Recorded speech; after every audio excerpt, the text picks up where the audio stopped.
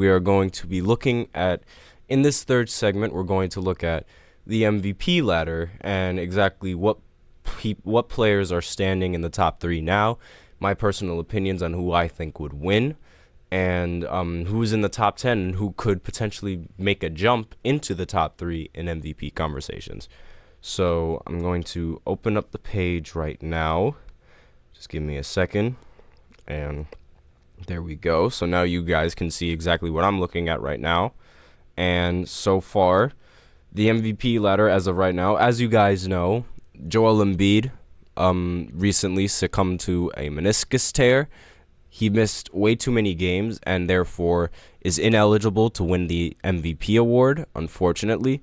So now a lot of people think it's a little bit unfair because he missed games due to injury, and that shouldn't really be taken into account because now the Sixers are losing a lot of games.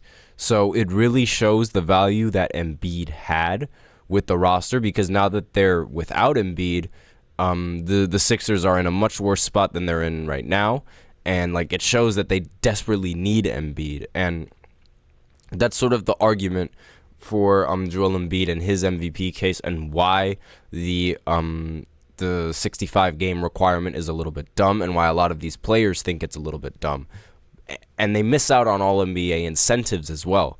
So with that in mind, I sort of understand the incentives part, but with MVP and the voting, you still have to, your best ability as a player is your availability. And the fact that you're not available for your team when your team needs it the most, can you really say that you're the most valuable with that? Can you really say you're the most valuable if you're not there for your team? But in my personal opinion, you can't say that you are the most valuable if you're not there for your team. But let me know what you guys think of that in the comments. Do you think that a player's best ability is their availability, or do you think that no, it should just take into account most valuable player, just who is the most valuable and who does the team need the most? So, looking at these rankings, I'm not surprised. Actually, I am a little bit surprised of seeing Luka in the top 3. I'm not surprised of seeing Jokic or Shai Gilgeous-Alexander in the top 2, however. As you guys know, I think Jokic is the favorite to win this award, and there's absolutely nothing stopping Jokic from absolutely running away with it. He is a triple-double machine. His team is a winning team right now. Last I checked, they were top 4. Again, they love the top 1 through 4 love flip-flopping between 1, 2, 3, and 4. So it's a little bit difficult to keep up exactly where this team is standing, but obviously they're in the top 4, and they have their best player on the team, Jokic, gets a triple-double almost every single night. Just looking at his stats over here on the side, he's just 1 assist off of averaging a triple-double, and he very well could go another season averaging a triple-double as well. And a lot of the difference between his triple doubles and Russell Westbrook's triple doubles is that they bring so much more value to the team, in my personal opinion, because these triple doubles directly result into wins. And some of Westbrook's triple doubles, at least with his time on the Wizards, they would result in some losses, and it would just be seen as stat padding, in my personal opinion, because there would be several times where he'd end the game with more shot attempts than points. There would be several times where he ends the game with just as many shot attempts as points, but because he has a triple-double, everybody assumes that he has a great game. I personally, again, as I said this before, I don't think taking as many shots as you score points is good for your team. But Jokic, his triple doubles not only do they happen in bunches, but they also happen with him shooting efficient, him shooting very efficient from the field. So I think the efficiency, as well as being able to stuff the stat sheet, is the ultimate difference maker when deciding Jokic's MVP. Jokic deserves the MVP over somebody like Shai Gilgeous-Alexander. Now, Shai Gilgeous-Alexander, he's averaging 31 points per game, 6 assists, and only 5 rebounds, but he is averaging 2 steals. and he's the only player in this ladder that's averaging more than 1 steal.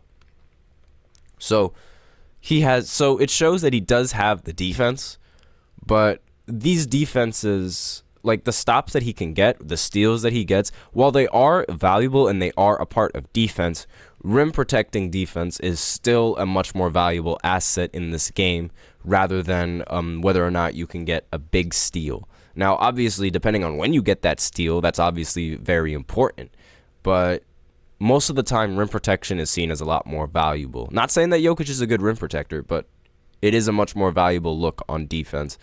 And not only that, Jokic's numbers are just far better than Shai's numbers at the moment.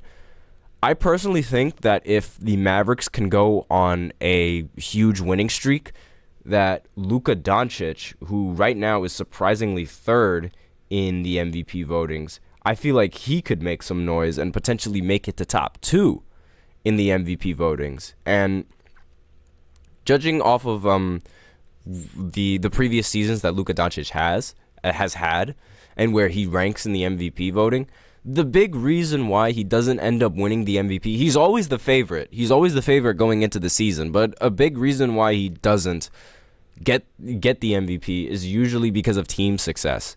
The Dallas Mavericks end up being like a 6-seed team or a 5th-seeded team, and they just aren't in the top seeds. If they can get to the top seed at this rate, I think Luka Doncic can make it into the top 2 and make the race a little bit more competitive, because Luka Doncic, he's averaging 34 points, 8 rebounds, and almost 10 assists. So he also can stuff the stat sheet and also shoot efficiently while stuffing the stat sheet. And it's players who can stuff the stat sheet that end up being the most valuable players now in this league, especially when it ends up to getting wins, which is why I'm very surprised that Giannis Antetokounmpo is ranked 4th in this ladder. Actually, given how they've been playing recently, I'm actually not that surprised that he's ranked 4th in the MVP ladder. But based off of individual performance and individual numbers, I am a little bit surprised because he averages 30, 11, and 6 with 1 steal and a block. The only one on this list, as I'm looking through it, that has the best defense. The only player on this list that is elite on both ends of the floor, and it's no contest. Like, you can make the argument that Kawhi Leonard isn't as elite on the defensive end as he was previous years. You could also make the argument that Jason Tatum is not an elite defender. But Giannis, Defensive Player of the Year, 2 MVPs, without a doubt an elite defender. And so, again, it's another aspect of the game that's completely overlooked. Jason Tatum is 5th in the ladder, as you could see. Obviously, Jason Tatum is going to be 5th because MVP usually goes to the best player on the best team. And right now, the Boston Celtics are looking like the best team in the East right now. So he's sort of on this list by default, even though his numbers are they definitely justify. And his games played, he hasn't missed any games. Actually, no, I lied. He has missed a couple of games. Pardon me, but he started in every single game, and he averages 27 points, 8 rebounds, almost 5 assists, 1 steal. So doesn't entirely stuff the stat sheet. And not only that, the Boston Celtics also have great players. He's not even the most paid player on his roster at the moment. So the fact that the Boston Celtics have a great team is definitely going to lower him in the MVP ladder. He has a chance to win it, but I don't think he's going to win it, even though the award goes to best player on the best team. But his team is just too good. Now, this one is very interesting. Domantas Sabonis is 6, and he wasn't even picked for the All-Star game. So he's ranked 6th in MVP voting, in MVP tracking right now, but he wasn't selected for the All-Star game? Like, are you serious right now? Really? It does not make any sense. I mean, he's averaging 19, 10, and 8. So again, another triple-double machine. So the players that stuff the stat sheet and can bring wins to the team are going to lead in this ladder. Donovan Mitchell, I'm surprised he's ranked 7th, but then again, Cleveland has been getting a lot of talk, so it does make sense how he jumps all the way up from not even being ranked to being 7th. Tyrese Halliburton, who is about to become who is very close to being ineligible. He's ranked 8th. I don't think he's going to win the award simply because he doesn't have the wins for it. Same with the people on the bottom here. Like, it's too late for the people in the bottom 6 to do anything to win the award. I think Jokic is going to absolutely run away with this. It's like, without a doubt, run away with this league with the MVP.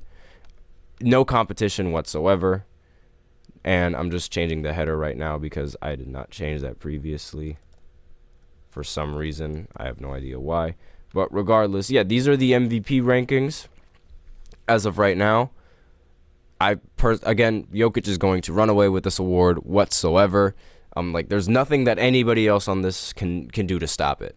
The only person that I think has a slight chance to catch him is Luka.